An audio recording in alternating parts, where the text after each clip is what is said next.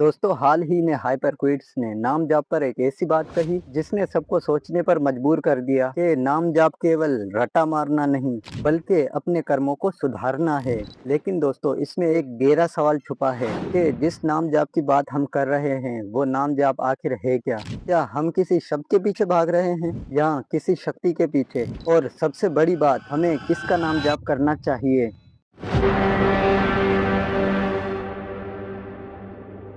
जय श्री राम दोस्तों, मैं हूं एमजी वर्कर और आप देख रहे हैं वर्क फॉर रामराज।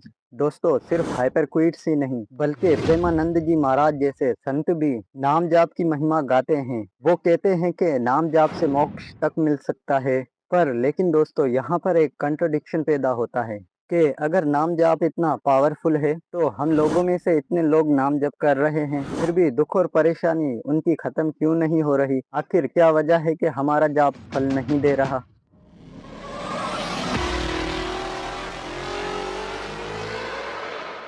दोस्तों, जैसे कि हमारे धार्मिक ग्रंथों में बताया गया है कि वो परमेश्वर निर्गुण और निराकार है, यानी उसका ना कोई रूप है और ना ही रंग है। उसे कोई जान नहीं सकता क्योंकि हम इंसान दो रूपों से बने हैं। एक हमारा ये साकार रूप है, यानी हमारी ये बॉडी, और दूसरा निराकार रूप, वो जो हमारी आत्मा है। हम ना तो पूरे साकार हैं और ना ही निराकार, बल्कि हम इन दोनों का मिक्सचर हैं। इसलिए हम उस अनंत को पूरी तरह नहीं समझ सकते। अगर हम उस निराकार को समझने की कोशिश करें भी तो वो हमारी समझ से परे है, यानी अकल्पनीय है, इसीलिए उसे नहीं समझ पाएंगे। और अगर इसी के उलट अगर हम उसे साकार रूप में ढाल लें या किसी साकार रूप में मान लें तो वो भी एक माया ही होगी। हम फिर भी माया में उलझ जाएंगे, हम उस तक नहीं पहुंच पाएंगे। इस बात पर यजुर्वेद का मंत्र एक हमें चेतावनी देता है। अंधकार में है वो लोग जो प्राकृतिक चीजों या अपनी हाथों से बनाई चीजों की पूजा में उलझ जाते हैं। पर क्यों? क्योंकि वो परमेश्वर को इस माया में ढूंढते हैं, बल्कि वो तो इस मोह माया से परे है। उसे इस ब्रह्मांड में ढूंढना या अपने हाथ से बनाकर उसे परमेश्वर या भगवान का रूप मानना, ये अज्ञानता है। इसीलिए श्रीमद् भागवत गीता में वो परमेश्वर श्री कृष्ण के माध्यम से कहता है, वो बुद्धिहीन लोग जो मेरे अनंत अविनाशी परम भाव को ना जानते हुए मन इंद्रियों से परे मुझ सच्चिदानंद परमेश्वर को लोगों की भांति मानते हैं। मैं अपनी योग माया से छुपा हुआ सबके सामने नहीं आता, इसलिए अज्ञानी लोग मुझ जन्म रहित अविनाशी परमेश्वर को नहीं जानते बल्कि जन्म लेने वाला और मरने वाला समझते हैं। अब दोस्तों, श्रीमद् भागवत गीता कह रही है कि लोग उस परमेश्वर को इस मोह माया में ढूंढते हैं, उसे जन्म लेने वाला और मरने वाला समझते हैं, जो कि गलत है। चाहे वो किसी भी साकार रूप में हो, हकीकत में वो लोग मोह माया में ही उलझ जाते हैं। यानी दोस्तों, आज अगर हम ऐसा कर रहे हैं तो हम इस मोह माया में उलझ कर रह गए हैं। इसलिए ताकि हम भटके ना, हम इस मोह माया में उलझे ना, उस परमेश्वर ने अपने सारे गुण, अपनी सारी क्वालिटीज, अपने सारे एट्रीब्यूट इस ब्रह्मांड में व्याप्त कर दिए ताकि हम उनके जरिए उस परमेश्वर को पहचान सकें। क्योंकि दोस्तों, संस्कृत में नाम का मतलब प्रॉपर नाउन नहीं होता, बल्कि संस्कृत में किसी चीज के गुणों को भी नाम या गुणात्मक नाम कहा जाता है। इसीलिए यजुर्वेद का एक मंत्र ये भी कहता है, ना तस्य प्रतिमा अस्ति यस्य नाम महादशा। उस परमेश्वर की कोई प्रतिमा, कोई साकार रूप नहीं, कोई शिकल, कोई सूरत नहीं, बल्कि उसके नाम का यश ही सबसे बड़ा है। इस मंत्र का मतलब ये है कि उस निराकार परमेश्वर को उसके गुणात्मक नामों से ही समझा जा सकता है, जिसे आज हम नाम जाप कहते हैं। यानी नाम जाप उस परमेश्वर तक पहुंचने का एक माध्यम है। लेकिन आज जिस नाम जाप की बात प्रेमानंद जी महाराज और हाइपरक्विड्स कर रहे हैं, क्या वो नाम जाप है? और अगर है तो क्या हम उसे सही तरीके से समझ पाए हैं?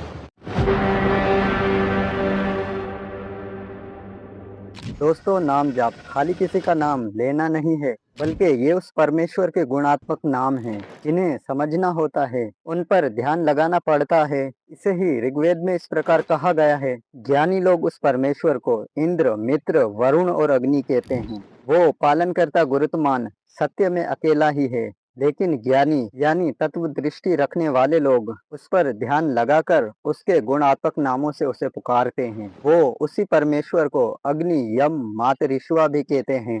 यानी दोस्तों, नाम जाप खाली रटा मारना नहीं है, बल्कि उस परमेश्वर पर ध्यान लगाकर उसको उसके गुणात्मक नामों से पुकारना है।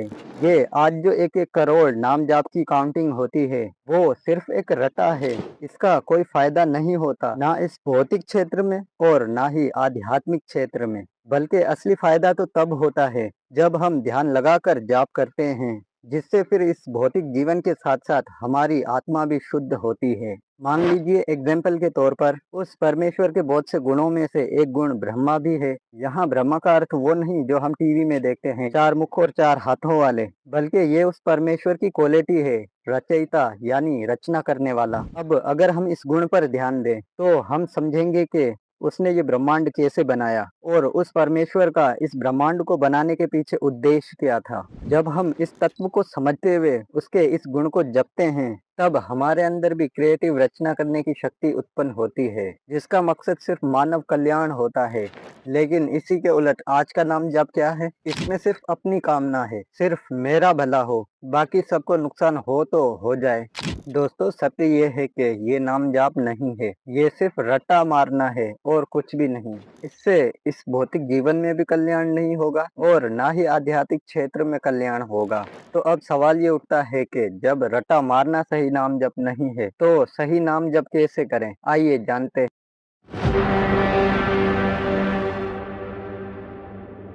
दोस्तों, सही नाम जप कैसे करें, इसके 3 बड़े स्टेप्स हैं जो आप चाहें तो आज से ही शुरू कर सकते हैं। पहला स्टेप है उस ईश्वर के गुणों का ध्यान करना। फॉर एग्जाम्पल, उस ईश्वर के आप किसी भी गुण का जाप कर रहे हो, चाहे वो ब्रह्मा हो, विष्णु हो या शिव हो, उस गुण को समझिए। अगर आप ये जाप कर रहे हैं ओम विष्णु देवाय नमः, तो उनके पालन तत्व और पोषण तत्व पर ध्यान दें कि वो कैसा विष्णु है जो इस पूरे ब्रह्मांड का पालन भी कर रहा है और पोषण भी कर रहा है। यानी सिर्फ शब्द मत बोलिए, उस शब्द के पीछे छुपे चरित्र को समझिए, उस गुण को समझिए। अब दूसरा स्टेप है उस गुण को अपने कर्म से जोड़ना। अब ये क्यों? क्योंकि नाम जाप और आपके कर्म अलग अलग नहीं होने चाहिए। अगर आप ये जाप कर रहे हैं ओम विष्णु देवाय नमः, यानी उस परमेश्वर को नमन है जो इस पूरे ब्रह्मांड का पालन पोषण कर रहा है, उस पर ध्यान भी दे रहे हैं, लेकिन ये समझने के बाद भी, उसके इस गुण को पहचानने के बाद भी आप बाहर निकलकर किसी भूखे प्यासे को देखकर ऐसे ही गुजर जाते हैं और उनकी भूख प्यास खत्म करने का कोई इंतजाम नहीं कर रहे, तब वो जाप शून्य है। क्योंकि असली जाप तो वो है जिससे आपके कर्म सुधरें और किसी भी गलत कार्य करने से पहले वो आपको अंदर से रोक दें। अब तीसरा स्टेप है संख्या नहीं, शुद्धि पर ध्यान दीजिए।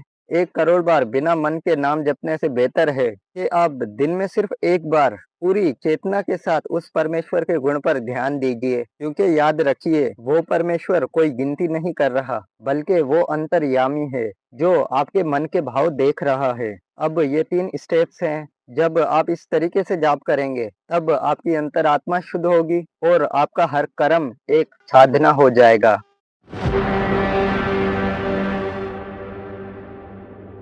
दोस्तों, आज सनातन धर्म को सिर्फ बाहरी खतरों से नहीं, बल्कि हमारी अपनी अज्ञानता से भी बचाना है। क्योंकि हमने वेदों के ज्ञान को भुलाकर सिर्फ रस्म और रिवाज को पकड़ लिया है। इसीलिए हमारी संस्था वर्क फॉर राम राज्य का मिशन ये है कि हम एक बार फिर उस मूल ज्ञान की ओर वापस लौटें, जो हमें एक मजबूत और एक नया समाज बनाने में मदद करेगा। क्योंकि सत्य तो ये है कि राम राज्य तभी आएगा जब हम इस अंधविश्वास से निकलकर आत्मज्ञान की तरफ बढ़ेंगे। ये सिर्फ हमारी लड़ाई नहीं, ये हम सबकी जिम्मेदारी है। खैर, आज की वीडियो में बस इतना ही। अगर आपको भी लगता है कि सनातन धर्म का ये असली रूप लोगों तक पहुंचाना जरूरी है, तो इस वीडियो को अपने दोस्तों और परिवार वालों के साथ शेयर जरूर करिए और इस मिशन से जुड़ने के लिए इस चैनल को सब्सक्राइब करें और बेल आइकन को दबाएं ताकि कोई भी ज्ञान युक्त वीडियो मिस ना हो। अगर आप हमारी कम्युनिटी का हिस्सा बनना चाहते हैं, तो यहाँ दिए गए व्हाट्सएप नंबर पर कांटेक्ट कर सकते हैं। तब तक के लिए जय श्री राम।